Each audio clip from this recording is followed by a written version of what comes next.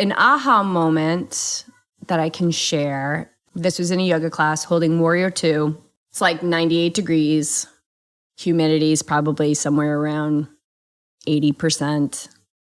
Totally silent, no music, no mirrors, holding Warrior 2 for what felt like a very unacceptable period of time. And the teacher was completely silent, which is so powerful. So powerful when we shut our mouths. And broke the silence to just say one thing. If you think it's going to suck, it's going to suck. And then just left us with that. And that moment changed my life. Because what I was doing sucked. Because I thought it sucked. And that sent me on a quest in my life to see where else I was creating suck. And I was creating it everywhere.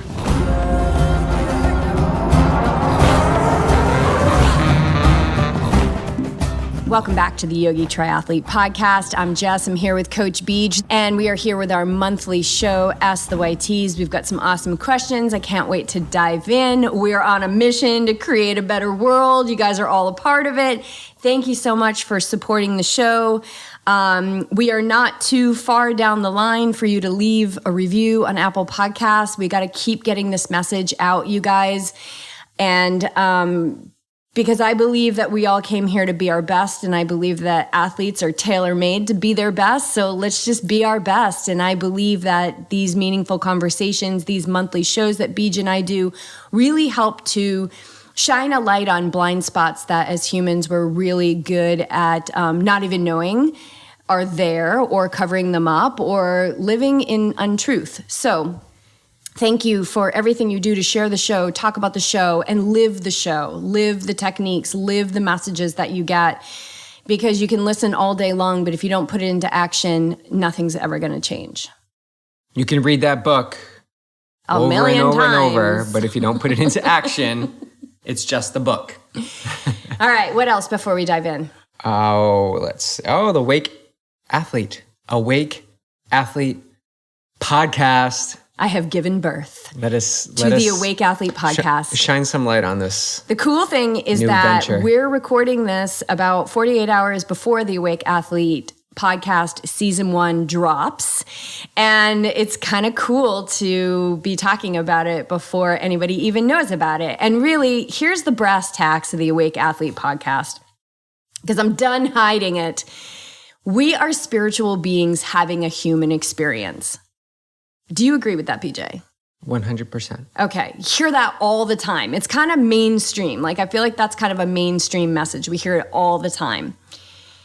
If we are not attending to the spiritual aspect of ourselves, we're missing the boat. Like the whole boat. I was going to say we're missing like a huge part of us, but if that is truly who we are, having a human experience, don't we want to steer the ship from that higher perspective? So Awake Athlete is about sharing perspectives and contemplations from a 10,000-foot view of life. It's raw, it's truthful. I'm super vulnerable. I tell stories that are embarrassing about how I act in public when I am under the influence of the false self, and I'm just using this as a platform to share what moves through me. And it's really for athletes who, when they hear about people on this warrior path, that it's 1 in 1,000 that actually make it. The people that are drooling, those are the Awake Athletes, the 1 out of 1,000. That's who you are. That's who I am. And I think that those people are just going to be clawing for more. But I also believe that it's going to benefit everybody who listens to it, because if you're drawn to it, there's something there for you. It's a short form podcast. So I'm pretty psyched about this. One of the things I love are these like podcasts that are 17 minutes, 8 minutes, 22 minutes. And that's what this is. I think the shortest one's like 8 minutes long and the longest one's like 23 minutes. So it's not a huge commitment, and I think it's just amazing wisdom and ways to suspend our belief systems and look at life from up above, where we're seeing the whole picture and not just this narrow viewfinder of the neural pathways in our brain. So I go off the rails. I have a lot of fun. I hope you guys are enjoying it. I hope you binged on it and you're on like your third binge. It's like those episodes released on Netflix. Yeah. 11 episodes. Yes. How quickly can you watch it? So that's kind of that. I hope if you haven't checked it out, go check it out. Leave a review. Share the show. You guys help us get this message out into the world. You know, athletes, we want to be our best. And if we're not attuning to our best self, then we're never going to be our best. And I want to be my best. Like for me, being a master that's the only option. That's the only option. So people who are interested in mastery in their life, doing less, experiencing more ease and achieving more, this is the recipe. These are the keys to the kingdom. And you're also going to, for those that listened, you're going to give them a little bit more, right? There's a little extra. Oh, yeah. So there's 3 bonus episodes that after I was like, okay, I've done the 11. And then I did 3 more bonus episodes. And one of those episodes includes a yoga nidra practice, which honestly I need to listen to and make sure it's good enough. The ego is very much involved in this podcast, but I'm keeping it in check. I just want to make sure that it's something that I would enjoy. So I'm going to listen to that. But yeah, I got 3 bonus episodes in there. One's about breaking cycles. The other one is a yoga nidra practice. And the other one is something I can't. Oh, I know, when you wake up in the middle of the night and you're like in a total panic. What do? Everything starts flooding in. Yeah, because as athletes, we're so, triathletes juggling all these different sports, runners, runners don't just run. There's always self-care, there's always strength, there's always yoga. And so we're balancing so much, and families and relationships and work and paychecks and mortgages and all of that. And sometimes when you wake up in the middle of the night, it's like all of a sudden it's all right there in front of you. And then all you really need to do in that moment is get sleep, and you just can't. So what do you do? So that was big. And why did I record this episode? Because it probably happened. I experienced it. And you woke up that next morning and I was sleeping on the patio. So I'll leave it at that. And then, so it is going to come out in seasons. And so what the hell do we do in between seasons besides re-listening? So I've created a tier on Patreon, the Awake Athlete tier. And it's one of the higher tiers, so you'll get everything below it. You'll get YogiTriathlete gear, you'll get yoga classes, you'll get the recordings, you'll get all the sneak peeks of these videos that we're doing once a month. You'll get that first.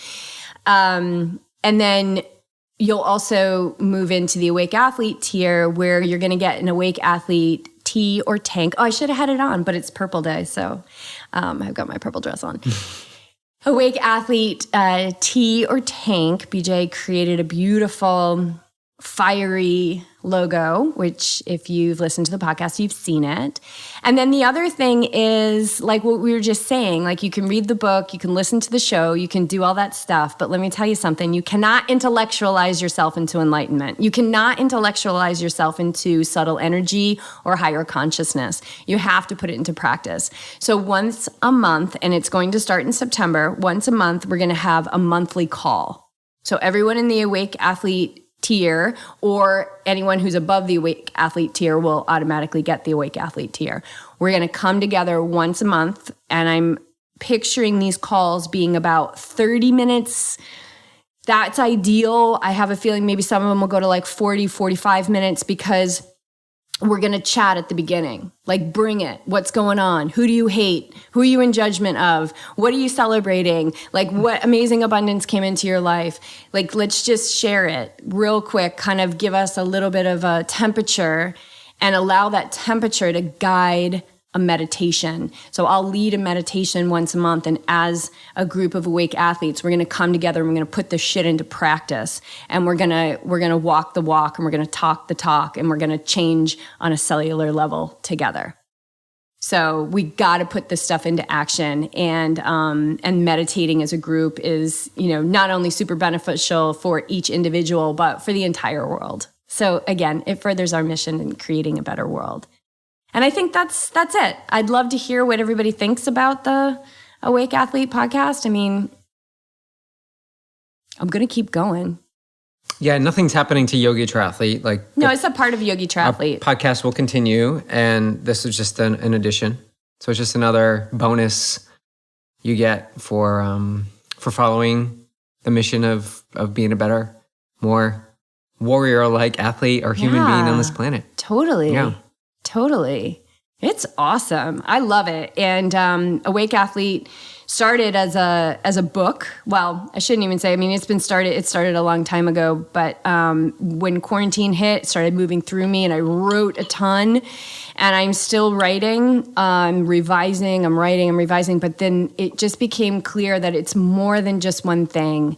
It's all the feels. And so the podcast was such a natural extension of YogiTriathlete, of me, where I can just be there by myself, unsupervised behind the microphone and let it rip. And, you know, I can tell you that it's super scary knowing that it's going into the world. And what I'm doing is I'm focusing on what I want. And I'm not entertaining the doubt, and I'm not entertaining the fear, and I'm not entertaining backlash, and I'm not entertaining skeptics. I'm not entertaining any of that imaginary crap that is not helping to create a better world. And I'm focusing on what I want, which is more awakened people that have commonsensical techniques to apply immediately in their life. And that's what the Awake Athlete provides. Beautiful. So tune in. Yeah. Yeah. All right. I think you pretty much... A little sip of cacao. Yeah. Before that, I didn't even have any cacao in me. All right. Should we dive into questions? Yeah, let's do it. Woohoo! Yeah. I think last month we didn't have any questions. We just kind of talked. We didn't take any questions. We didn't take any. This is good. We didn't put it out there. We've got a few, so we're gonna blast through them. Well, why don't we go in order of how we got them? Why don't you start with Kai's question? And I don't know what Kai's question is. Okay. And I wasn't supposed to know until this moment right now. All right. Kai is a team YogiTriathlete, warrior, runner, 2021 warrior camper. I love him. All right. He knows that. Here's the question. You two spend more time together by far than 99% of couples. On the surface, and I believe in reality as well, you are very connected and happy together. How do you pull that off, especially in light of how much time you spend together?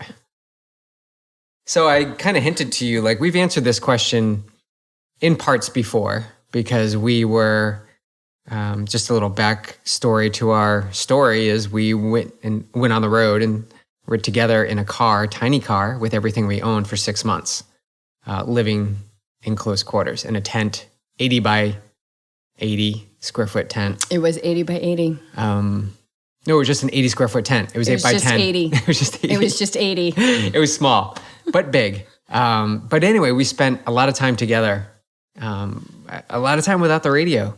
A lot of time without listening to anything on the roads of a lot of time America. A lot of time in paralyzing fear about what the F we just did. So the appearance is, according to Kai, like we're legit, smooth. Things are smooth sailing. And for some reason, this is normal, right? How can it be that way? How can it be that way? Like, come on, let's peel back the curtains and really dive into like what's going on behind the scenes. And I'll speak for me. I won't speak for you, but what you see is what you get. In my opinion, and the way that we live life outwardly is the way that we live life inwardly.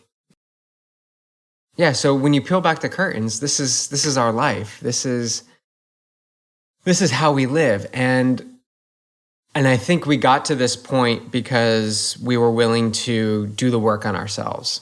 We were willing to see those moments where agitation would be high, and I'll speak for me. Like my agitation would be high. Let's get some examples here. When is your agitation? Like, give it an example and like how you've shifted to a higher perspective in that. Yeah, an example. Maybe I mean, obviously, I'm going to be the victimizer in the situation. So well, I'm going to be the victimizer to you. It's going to be that way. I mean, that's how things escalate, right? Right. Okay. So, I mean, you put me in a room, there probably won't be much escalation. I mean, there's not much that you're going to say that I do to agitate you that I don't already know about. And I think that number one, that's key. All right. So let's talk about finances before we go to bed. Okay. You know, a comment or something would happen right before we go to bed. And it's like, did you get this done? And I'm like, right. And so I take that on. I take on that energy that, like I wasn't on to it. I didn't step up to the plate. I should have done this better. And initially I'd be like, no, stop telling me stop bringing that up before we go to bed. And it doesn't have anything to do with you bringing that up before we have to go to bed. It's take care of the stuff that needs to get taken care of before it gets to that point, right? So there's things that I can do myself so that it's not relying on the trigger that happens when that experience happens right before bed. And so I'm winding down, and then the energy would be picked up, and I would feel that charge. From me. Like my charge would be up. Yeah. Is that what you're saying? Well, my charge would be up too, because I'm like, oh my God, like, how am I going to go to bed now? Right. Right? Because I can't, the mind is simmering down, and now it just got charged up. And so my default would be to like, okay, barrel down, do something. Like, how can I fix it? And then that would lead to other things that were delayed. So now it's just the process of breathing through it. Okay, I understand that. I can't do anything at this point before we go to bed. So, but I don't do that anymore. You don't do that anymore. You said, oh, I thought you meant give an example. No. Yeah. No, I see where you're going. So now, this is sometimes how the communication is. It's like, no, wait, no, it's me. No, hey, whoa. No, and that was back in the day where I couldn't control my fire. Right. I couldn't control my fire. So it would come out at the end of the day right before bed because I had been suppressing it for like 2 weeks or something like that. And then it just boiled over because I didn't know how to manage myself. I didn't understand that fire could be controlled. That fire could be internalized in a way of powerful living as opposed to bulldozing, right? Because it would just charge up so much and I didn't know what to do with it. And it would manifest into panic and anxiousness and financial fear and things like that. And so then there was a part of me that was like, well, if I'm suffering and I feel out of control, like there's no effing way he's going to get a good night's sleep. Like he's going down with me. And then it would burst and then then the rules would change because I'd be like, oh, I got it out. Whew, I can sleep now. Right. And then you'd be screwed. So it's totally unproductive. Right. So it's just, it's moments like those and I didn't even communicate to you how much it charged me up. I would just go into my hole. I would just be like, Beach was in shutdown mode back then. Right, shutdown. Don't say anything because anything you say is not going to be conducive to the conversation. It's not going to be helpful, right? At that time. But now things are obviously, well, there were experiences where in those moments we would have a conversation where finally it was just like, you know what, it doesn't really work well for me. Yeah, like over time, we started to be able to communicate better. So Kai seeing us now, Beej and I came together as a couple in this life in 1997. So we're talking 23 years of waking up together and growing up together. I was 25 when we met. And so although our connection is from the soul, there's always, over 23 years, been an incredible ease about our relationship that has never wavered. Would you agree with that? Absolutely, yeah. So it's not like we were at battle all the time. No. We just had some stuff that needed some 911 attendance. And then once we shined a light on those things through yoga and meditation, it really was. And I was doing yoga when we met. meditation, a decade ago is really when I committed to it. And from, I would say, the last decade, I hate putting time on it because I feel like I've been doing this my whole life, has just been fine-tuning. Yeah, I think we looked at what was happening. I think that's just like 90% of our relationship, 90 was like amazing.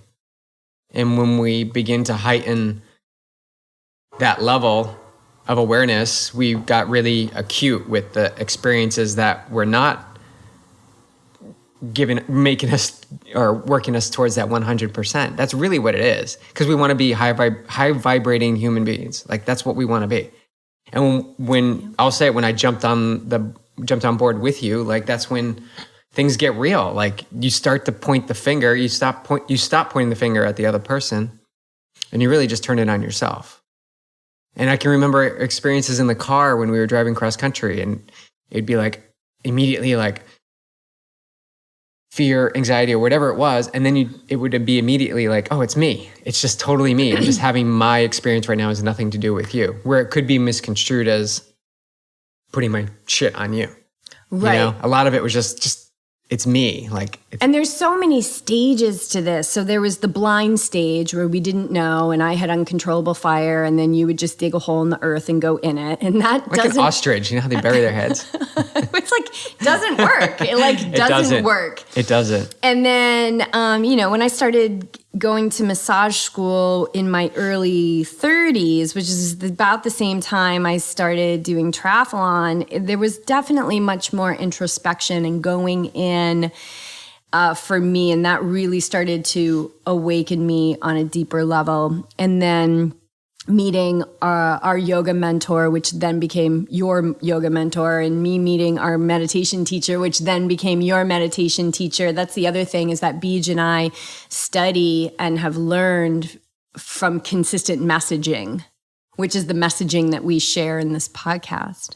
So it's been all these different layers, right? Then it was like, I see the fire, it's out of control, and I don't know what to do with it. So just so you know, Beej, I'm choosing it, and you better get out of the house or get out of my way until this blows over. Or drop me in the middle of Pearl Street in Boulder. Or just drop me off and I'll call you when I'm ready. Yeah, so there was that phase, and then there's then there was the phase where it was like, no, it's me. No, it's not you. It's me. No, it's me. No, it's not. And then that was the argument, which was interesting. It was just all about us arguing who it was about more.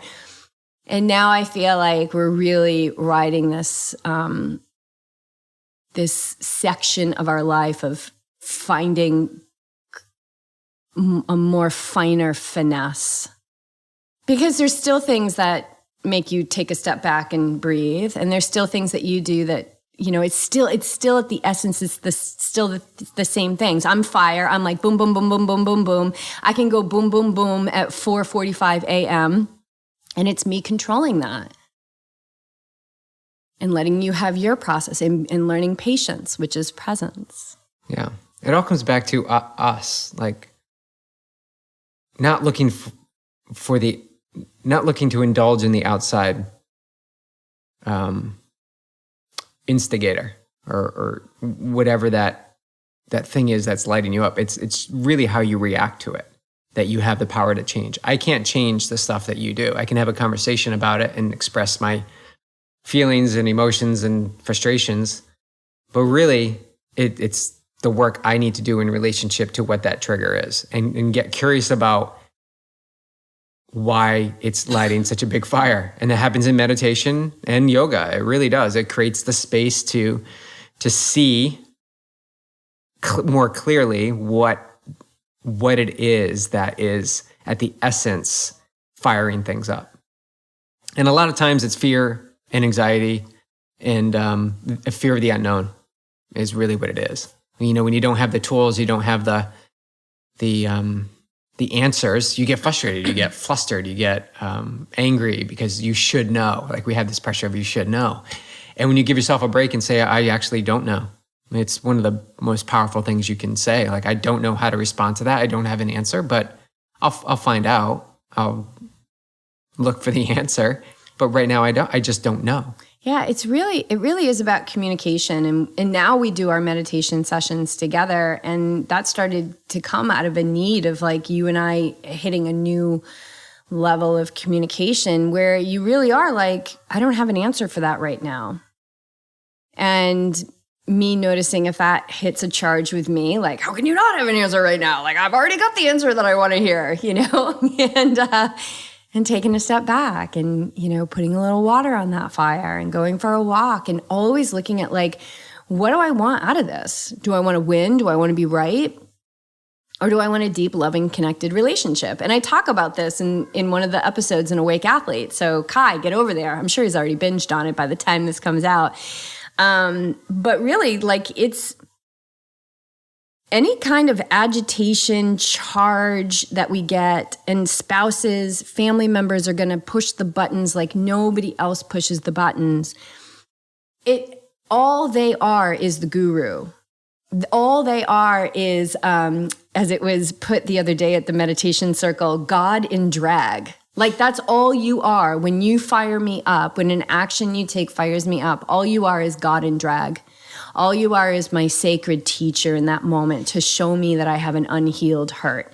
So I can heal that hurt, or I can act from that hurt, project it onto you, not even live my own life in that moment, live through the narrow viewfinder of the ego, come down from the 10,000-foot view, and expand exactly what I don't want in my life, and let alone in my relationship. So this relationship is the most sacred thing to me. It's so important to me. Mm-hmm. And it's not about it making it perfect, because it already is perfect. And not in the sense that our society thinks is perfect, but open communication, like respect, honesty, truthfulness, you know, like there's been some times that you've done stuff and I'm like, come on, Beej. Like, dude, that's like 10 years ago, Beej. You know, that's like what you would do. Like, don't shut down, man. Don't do it. And sometimes you'll respond. Like, I can just feel you kind of clearing it. And then sometimes it's still like a deep root and you're going to act from it. And I got to let you have that. But we got to look in the mirror like we've never looked in the mirror before. Anytime you have a charge about something that is not loving, you've got work to do. Mm-hmm. So that's how our relationship is evolved into what people see, and what you see is truth. And people who know us, who have spent time with us behind the scenes, come over for dinner, like, I know they feel it and they know it too, right? And it's always been real, though. Even back in the day when I was more fiery and you were, you know, maybe even more gentle, we've always been real, right? Like remember the whole pussies don't go to Kona thing? Like, I was pretty harsh with you on that, like locking BJ out of the house where he couldn't come home until he like got his workout done. And that's where we were then, right? You probably needed to be locked out of the house, and I needed to lock you out of the house, but that's where we were, and it wasn't wrong. No. So it's evolving. We're evolving. We're constantly evolving. In 5, 10, 20, 30, 100 lifetimes from now, we're still going to be evolving. It's that flexibility too, and the hard, like allowing the hard lines to dissolve a little bit. Oh my God, watch the hard lines. And to be more flexible. And that comes from, you touched upon it, but Wayne Dyer talks about it. Like, one of the most biggest important questions you ask is, do you want to be right or do you want to be kind? Right? And a lot of us want to be right because the ego is like, yes, that's me. I'm right. Yep. You know, I'm the man. I got all the answers. And being kind is seen as weak because there's a surrender there. And it's an emotional thing, especially for men. I think it's more challenging for men, to be honest, to be more kind, because just this stigma of having to always have the answer and to be the man and to be strong and powerful. But that can happen too in the place of surrender. And Mark Allen talked about surrender and how important that was as well. And he's a gentle soul. I mean, you are the epitome of of gentle equaling power. Like you're so powerful, but you do it in a gentle way. But you needed to step into a little bit of your fire in order to kind of be living in this way now where your gentleness is powerful. Mm-hmm. Whereas my power was always very forceful. Like I didn't give a shit who was in my way. I was going to get what I wanted. And it didn't matter who was in my way. That sounds really unloving, but I'm just being really honest with you. I was still a loving being, just not in those moments. And what I've realized is that it's compassion, power under control. That fire is a gift. But when that fire is out of control, it takes everybody down. It leaves a lot of carnage. And and I don't choose to live that way anymore. Yeah, it's such a gift. So I hope that, we could go on and talk about us for a long time. But I hold this relationship as like, oh my gosh, one of the, like as scripture, like it's sacred. And, it's ever evolving. It's not stagnant at all. And it's fun. Like it's super fun too. Like we're not just always like, we are always actually doing the inner work, but we have fun with it, like sometimes I'm like, oh, I love it when you're funny and you're not an asshole. I do. Or uptight. I love when you're not uptight. The other day you were laughing at me. I was doing something. I don't know. I can't remember. Well, if it comes back, share it because I want to know. I will, yeah. I guess I was funny at one moment, at one point. You are funny. Like when you say stuff that's funny, it's like 1,000,000 times funnier than I could ever be. But that might just be our humor. Like you get my humor. I don't know. Not always. Not always. Okay. All right, let's roll this. Let's go to the next question. Rolling. Kai, great question. Keep it coming, buddy. Okay. All right, this is from Erica. Have you ever had any paranormal experiences? If yes, all the details. If no, not something you believe in, then most aha moment during meditation or during activity.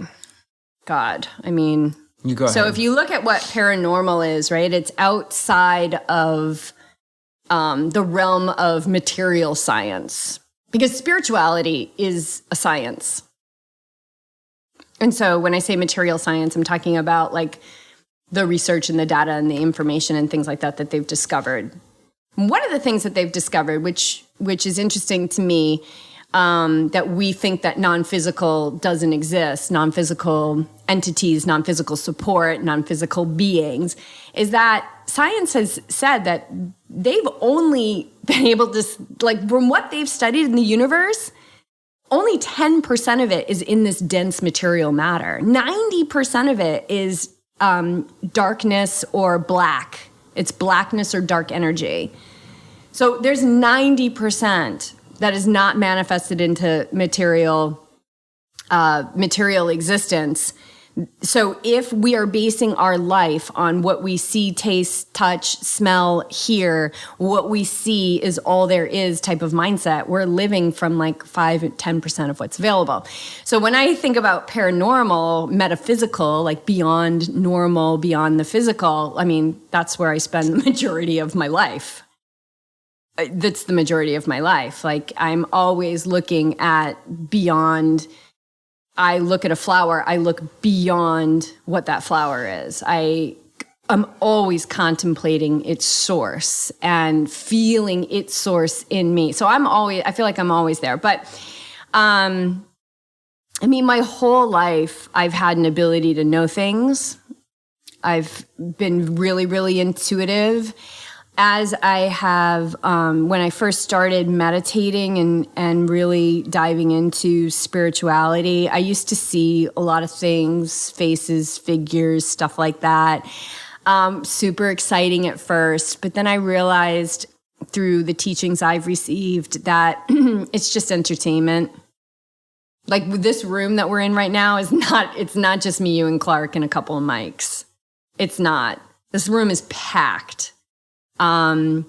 We live in parallel universes. The past, future, and present are all happening right now. So deja vu is not deja vu. Deja vu is you dimension jumping into an experience that you've already had or that you will have.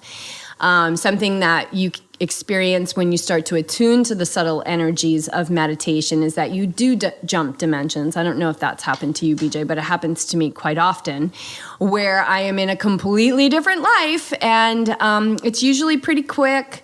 I'm with people. So far it's been pretty good, like just normal stuff, nothing fantastical, nothing super magical. And then I come back here and I'm like, oh yeah, like I slipped into another universe, essentially. So we're multi-dimensional beings. We're spiritual, multi-dimensional beings having a human experience in this dimension right here. So we can get really caught up in all that stuff. But the most important one is the one that's the most obvious, which is this one. As far as conversations and communication with that non-physical support, I have had very interactive dreaming where I've been following just instructions from my teacher to ask questions and find things out and be very aware in my dreams. So I've gotten some pretty amazing guidance from guides in my dreams. So nothing too like fantastical. I know what I was going to say. When you meditate, the stillness is what allows us to start to attune to those subtle energies. And those subtle energies are that non-physical support. So it's super easy for us to communicate to the non-physical. They can hear us very easily. It's more difficult for the non-physical to come into the density of this world. So for them to get their messages to us, remember, they're really subtle and we're super dense.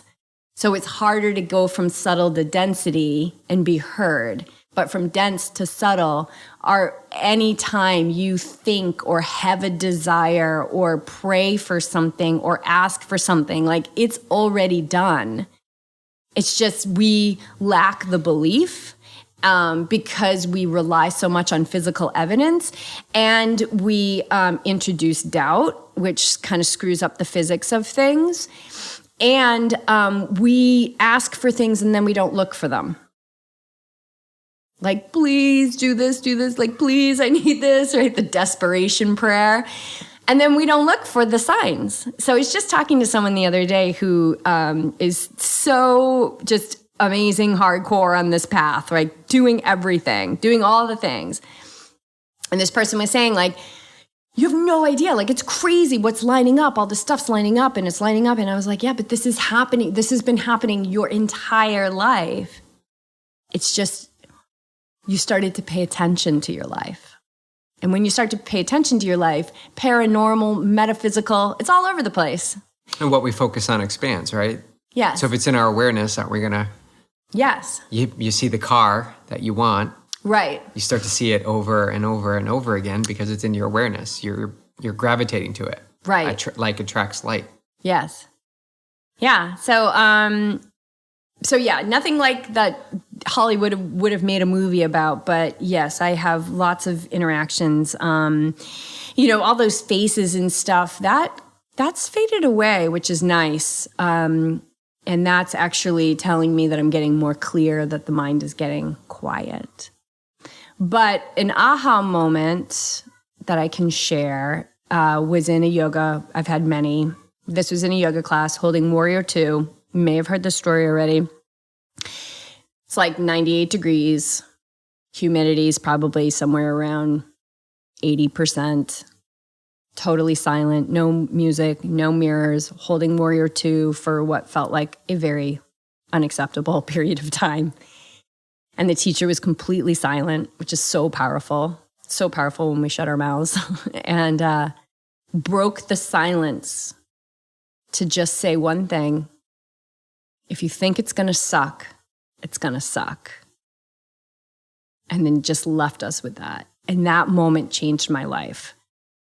Because what I was doing sucked, because I thought it sucked. And that sent me on a quest in my life to see where else I was creating suck. And I was creating it everywhere. So that was an aha moment. What about you?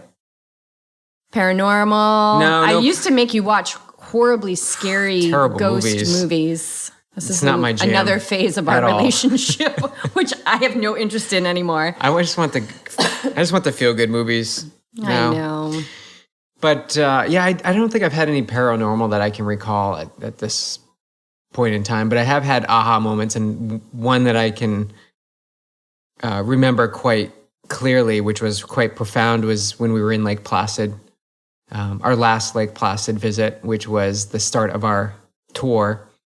And we were there for 8 weeks prior to Ironman Lake Placid, and training and on the course and feeling strong and healthy. And then the Monday week before the race, I get ill with some sort of parasite or something. We still don't know what it was.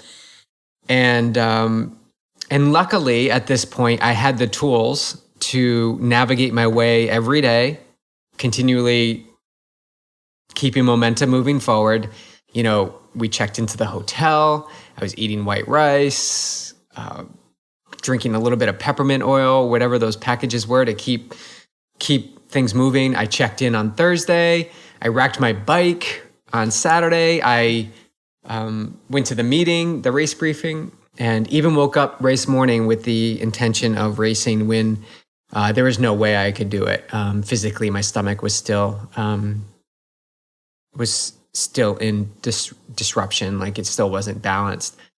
And the race came, and I worked my way through it like a master, I'd say, you know, after working on all these tools of calm and identifying myself with a sport that I loved. And going for a run the day after Ironman, because I finally felt better, and did this run, and I'm clicking along at a good pace. And I stopped at the oval, the Olympic Oval, and just had this profound realization after I meditated, because I sat there and I just brought my awareness. I just sat in the oval, just brought my awareness to my breath. And it came to me that everything that I'm working for, everything that causes distress and anxiety and fear and doubt and anxiousness is based on time. This element of time. And I learned that if you detach yourself from the time, so the time goal, like I need to hit this time at a race, or I need to qualify for Kona in this period of time, or I need to do it by the time I'm 45 years old, like all these time constraints. When you remove the time constraint, you strip everything away. It's really, you're just doing what you love. And if you love what you're doing, it will take care of itself. And you got to have that trust and faith that you don't dictate the timeline. The timeline is done externally, like it's already presented to you. But we try to fit into this hard line of when we anticipate things to happen. And so I came out of that meditation, recorded a video on it, and we should actually post it. The focus of it's detachment, and understanding that when you detach from time, strictly just time, let's just talk about time. Take yourself out of time. Man, it relieves a lot of stress and pressure. And it doesn't mean that I give up or anyone will give up. It just means you're focused on the present moment where time doesn't exist, right? You're strictly doing what you're doing because you love it. So when you say to detach from time, when you show up to a race, are you like, oh, well, whatever with the time, or are you going for it? I'm going for it. Yeah, absolutely. But I'm not attached to the time. So yes, there is a time goal of where I should fall into, but I'm not attached to it, because why can't I go faster? Why can't I crush that goal? So it was pretty profound for me. And I've shared it with others, and they seem to have, gravitated to it. But think about that. Take away the time element from things, and see how you navigate your day. Yeah. Cool. Speaking of detachment, we have a question. All right. About letting go. All right. You've got it. I do. I do. You do. No, it's you. Oh, yes. Oh, man, this is so good. Any tips on how to detach from sentimental items? I have the hardest time with this. How have you done a podcast on it? I'm sure we've talked about this a lot, but this is, detachment is the biggest thing that us humans need to learn, because eventually we're going to have to detach from our bodies. Right. We're just renting. We're renting space right now. That's kind of the end point, but we can talk about. Yeah. We can talk about detachment in smaller things. Nobody needs to worry about detaching from their body as they're listening to this podcast. We recently posted that we were sending our second box of race medals to Medal for Medals, which is an organization that we send our medals to because we just don't need them. And we posted a photo of it, and we got quite a interesting response from many people wondering how they can donate their medals, but also the questions like this, like how can you actually detach from that? And if you want to go way back into the archives, Jess did a video when we first were leaving Newport back in 2016, and she placed all our medals on our round kitchen table, and we had a lot of medals because we took our medals from Boulder. And right, because that's what you did. Yeah, and you just travel with your medals. We packed the medals, put them in a box. We didn't open them until we were leaving in 2016. So for 6 years we were in Newport. 5 years they were in a box. They were in a bin in Boulder. So we look at So we're looking at these medals, and it really brought up emotion. And Jess had her process where she was able to package them away, and they were going out the next day. And I had my process where I was like, I'm going to keep these 5 and I'll decide this in the morning.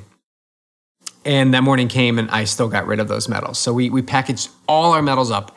So we'll put a link to that video too. But medals are a pull on the heart, because it's physical evidence that you accomplished something, and having the knowing that you accomplished it isn't enough.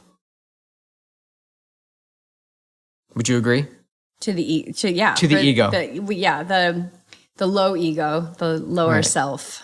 So having a medal can show that you've achieved this, and for some people it's amazing. Like this is everything. Like getting the Ironman medal. Like this is my first Ironman. I remember so many things about it, and that's great.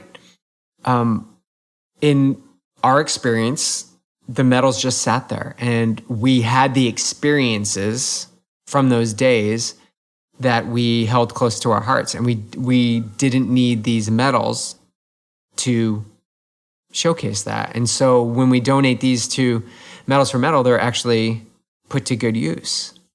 And that just really, really grew this feeling of detachment.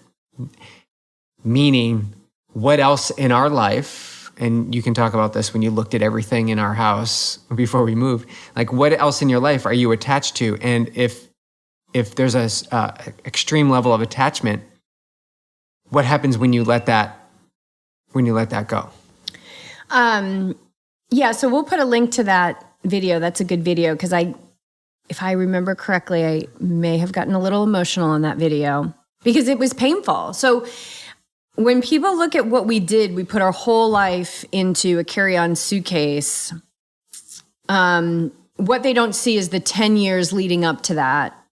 And before the 10 years is what they don't see is when I was 8 years old, I was like getting rid of stuff. So I was the other extreme. I would get rid of too much. Like I'd be like, oh, why did I get rid of that? I need that. I mean, just the other day I was like, oh, and I was like, no, I got rid of it. You're like, of course you did.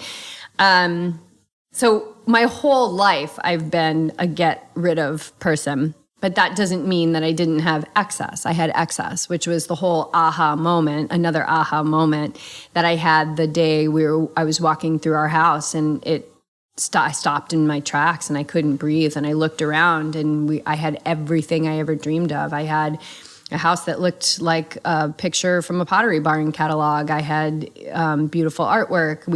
It wasn't cluttered.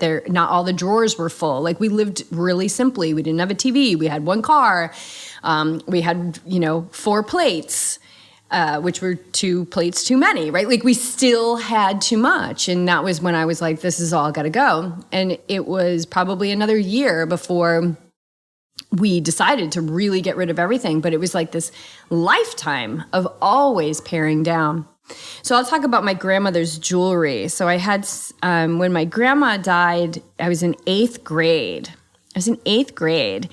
And we were cleaning out her little apartment. She died like so perfectly. She transitioned from this earth in her sleep. She was 92 or 94, I think. She was just Nana. Her name was Jessie. I was named after her. She was just amazing. She could tell you everything about the Red Sox. And so it was, it was a beautiful day of just remembering her, and we were cleaning out her stuff, and my sister and I were there, and my sister, we were looking at her jewelry, and I took some of my grandmother's jewelry. I took a ring and some earrings, and my Nana, I don't know why I'm calling her grandma, I never called her grandma.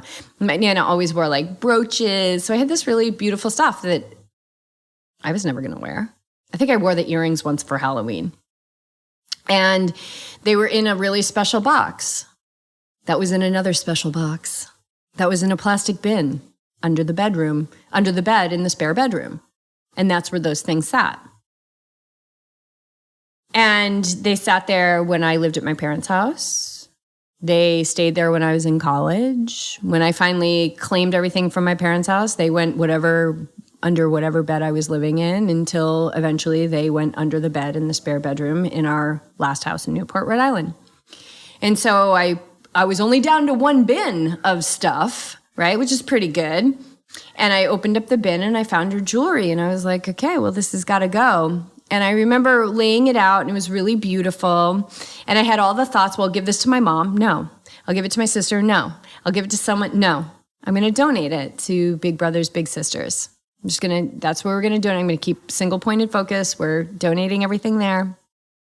And it was painful because I felt guilty. I felt like kind of like an asshole, like nobody does this with their grandmother's jewelry. And then I was like, but it's been in a bin under the bed. I'm now 40 something years old for a very long time. So what is it serving? Just holding it there, just hoarding it there, putting energy into it and having it take up space, and nobody's enjoying it.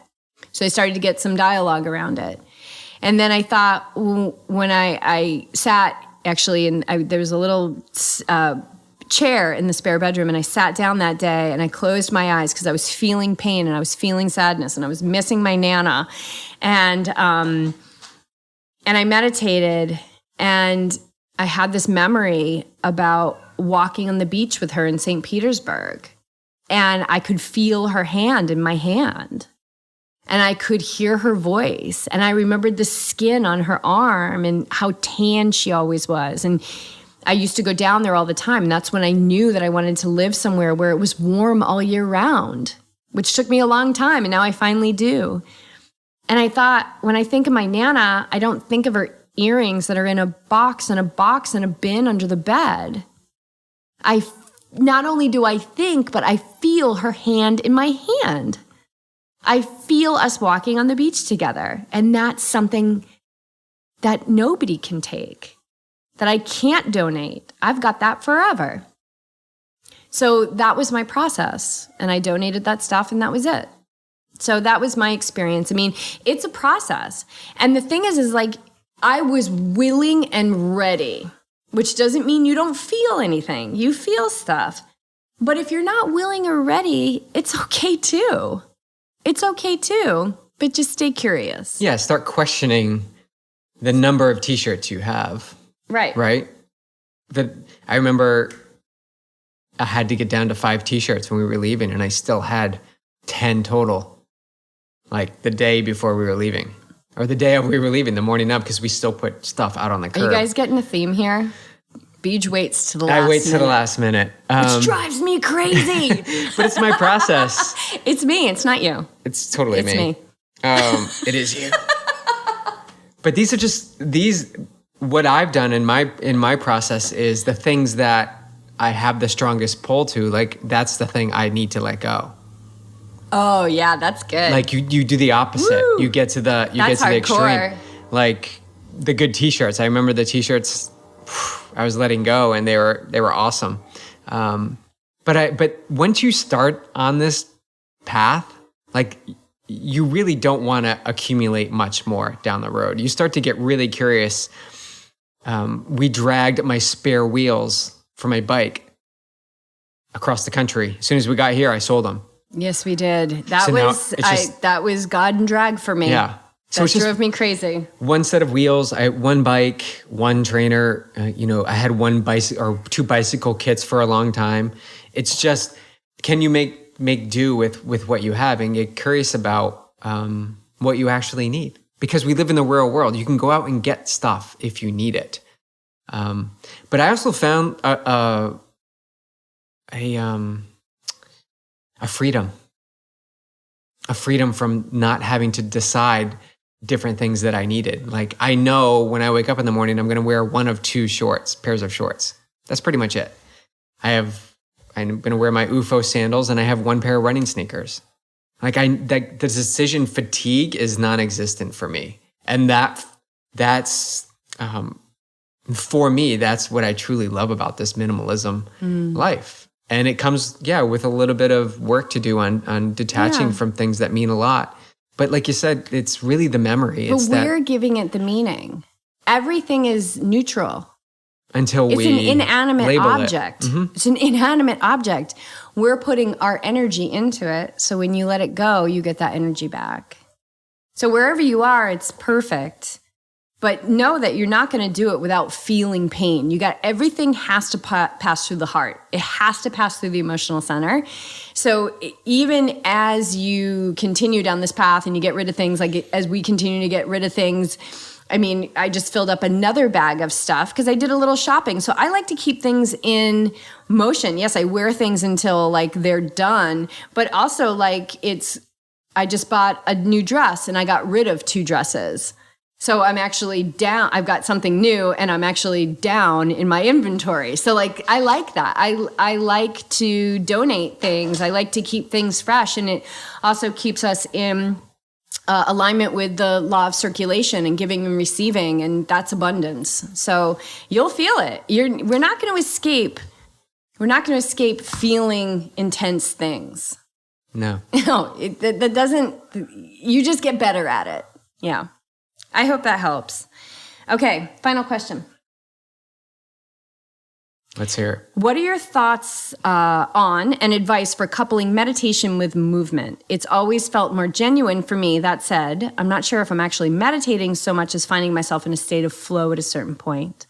Also, any advice on maintaining a meditation practice in the good times? I tend to reach for more structured meditation when times get tough, but I'd rather have the foundation to keep me going through the tough times rather than the life preserver when I'm losing my footing. Thanks, and please excuse the mixed metaphors. I love the mixed metaphors all the time. Bring them. So, yeah, I want to address. Go ahead. No, I was just gonna say that's human nature. It doesn't matter what it is. Meditation. When things are going well, we tend to lose the things that got us there. We just gloss over life. When we're in desperation, we're grasping and reaching for any sort of certainty that will help us along. That's human nature. So it doesn't have to be that way. You don't have to wait till it sucks in order to change. Death, loss of job, despair, fear, whatever it is, you don't have to wait till that stuff happens. So yeah, what can you say to maybe derail someone from always having the highs and lows? When I'm high, I don't do this, but when I'm low, there's things I have to do to bring me back up. Yeah, well, there's a couple things, I've done those prayers of death, and I'm not saying that this person's doing prayers of desperation, but I've totally done that, like, please, like, please. And like the feeling is super important because the feeling is the creation.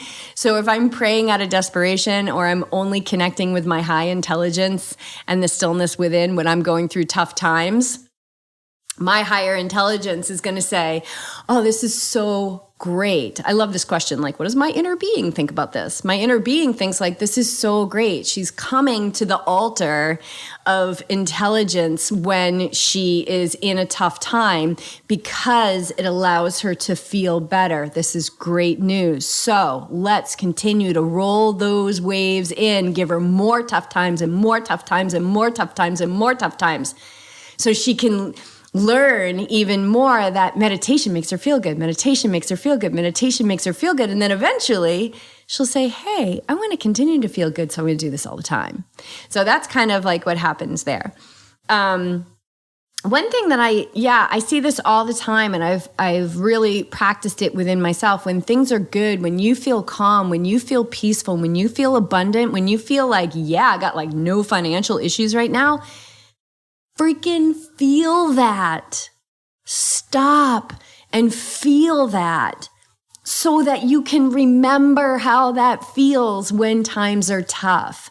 So it's super important to do it in the good times. And the thing is that this highs and lows of life, like that's going to continue to happen. But when we have a steady practice, we get that skill and that finesse to ride those waves the same. So it doesn't matter what's coming at us. We're a skilled practitioner of life, no matter what is crashing in front of us, whether that is a crash of amazing deposit in our bank account, or a crash of like looking amazing in a new outfit, or a crash of losing somebody that you didn't expect was not going to be here tomorrow.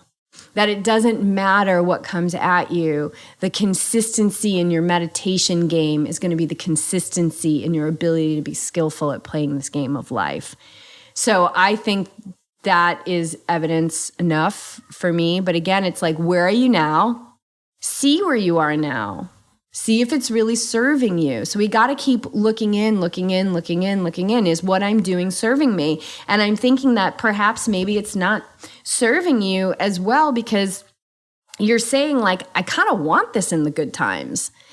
So honestly, you just have to do it in the good times. Sticky notes, like little messages for yourself everywhere, that stuff works for me. I think it works. Like it works for other people too. So you just got to take the time to kind of make good on what you want. And when you do more of what you want and your actions back up your desires, your life is going to flow so much easier. So yeah, like when you feel calm, sink into that. It's not just a check out time. If you're watching Netflix and you're just like, oh, this movie's so good, like you're kind of zoning out, feel how, if it feels good, like feel that, remember that. We all know what it feels like to have life suck. We all know what it feels like to be angry. Because when we're in it, we pay so much freaking attention to it. Because we want to get out of it. Because we want to get out of it, which actually creates more of it. Because the very wanting of it to go away is a fight, is a resistance. Which creates persistence. Yeah. So if you want persistence, like it's consistency, it's being consistent with tuning into how you want to feel. And when you feel those desirable things, calmness, peace, generosity, forgiveness, gratitude, abundance. You guys, take a freaking moment and sink into that and get more and more and more and more and more and more and more and more and more and more and more and more of that. Get more of that. That's how we get more of it. We attune to it. This isn't like, yes, we choose it, but it's an attunement. Those are all higher, subtle frequencies. They're not as loud as the anger or the frustration or the fear. That stuff is low. It's dense. It's heavy. It's loud. So it gets our attention. But that's why you need that mindfulness practice every day. Yeah. And so the trick, the recipe is like, you just got to do it. You just got to do it every day, even when you feel great. And especially when you feel great. Again, momentum. So shit hits the fan and you're not meditating. And so you start meditating. So now you got to pick up all that momentum to get you back up to feeling good again. And then you feel good. And then you quickly turn off the switch because you feel good and you don't have time to meditate anymore because things are so good that you're really embracing what's happening, and that stuff falls to the wayside. So I've seen it, I've experienced it, falling off the wagon. But the more you can commit to the practice, the less the highs will be high and the less the lows will be low. And that's not stealing from the highs of excitement and happiness and joy. It's just coming back to a more neutral state where it doesn't matter when things are phenomenal or things are terrible. It doesn't matter. You're riding that neutral wave where you're choosing how to feel. And when you ride that middle wave, when you can just like hang there for a long period of time, and have that consistent meditation practice or mindfulness practice every day, you've got the tools to navigate any circumstance or experience that presents itself. But what we gravitate to is the high and the low. This is what we're conditioned to. Yeah, we're a little addicted to that stuff. Yeah, we're just the addicted. extremes. Yeah. So high intensity or no working out at all.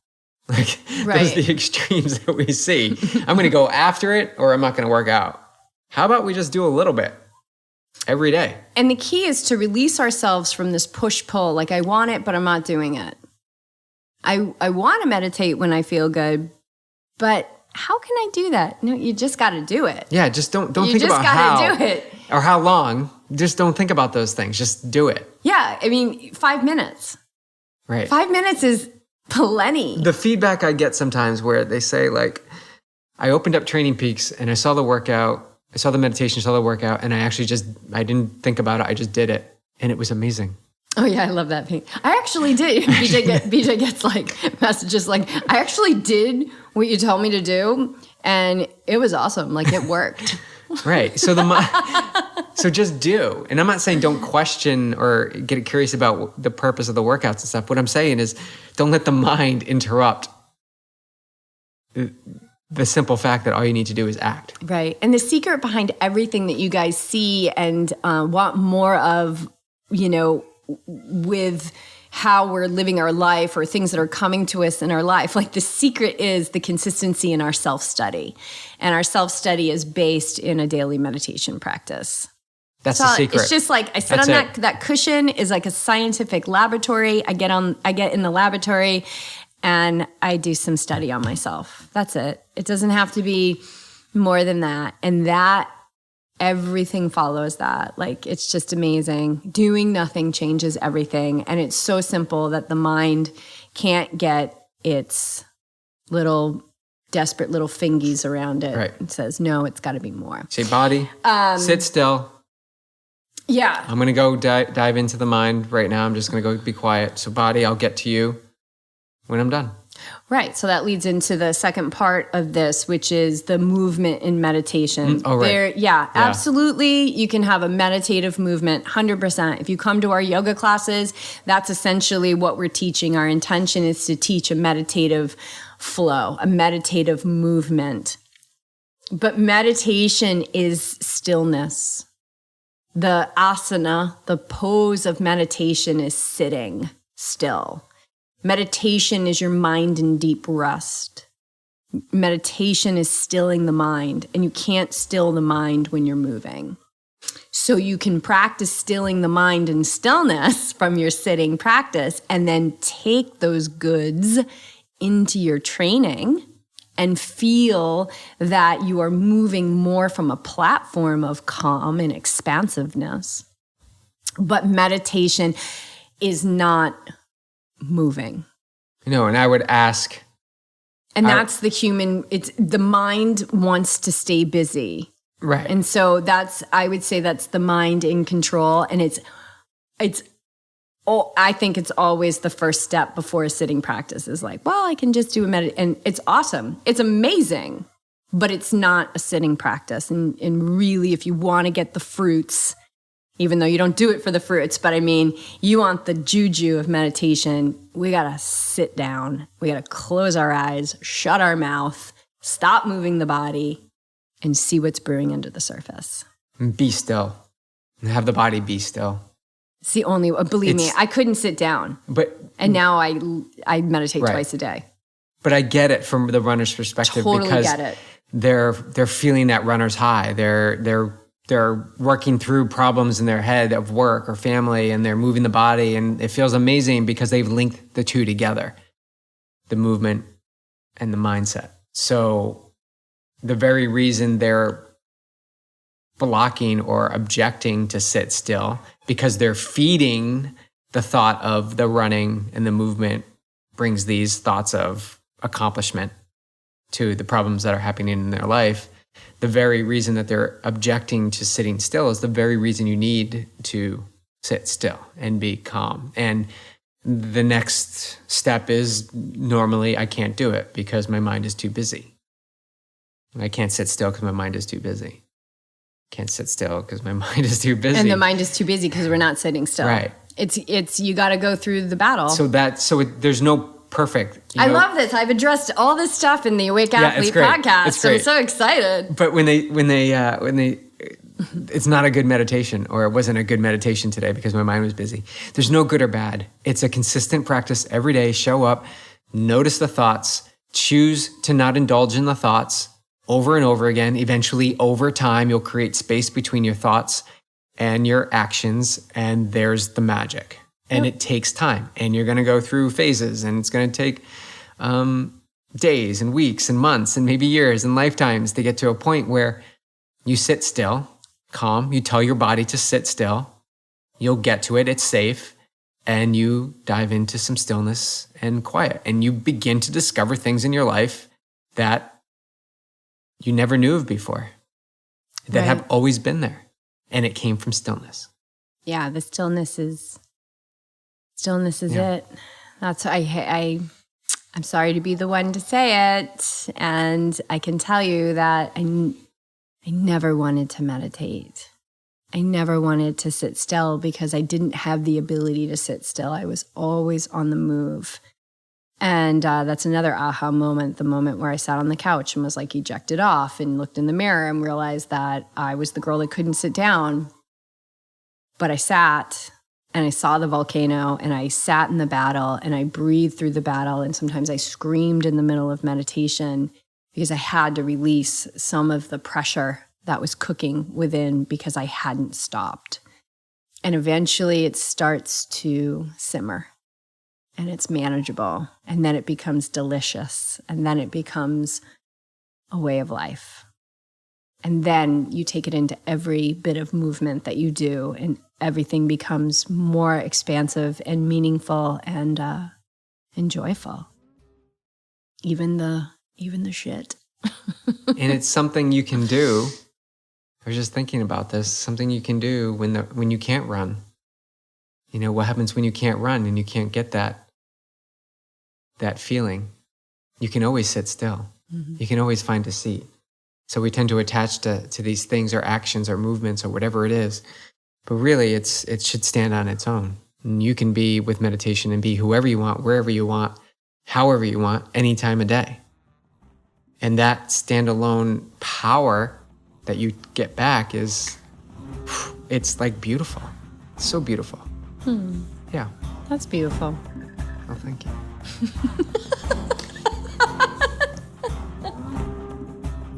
All right. Another episode? Done. All right. Peace out. Namaste.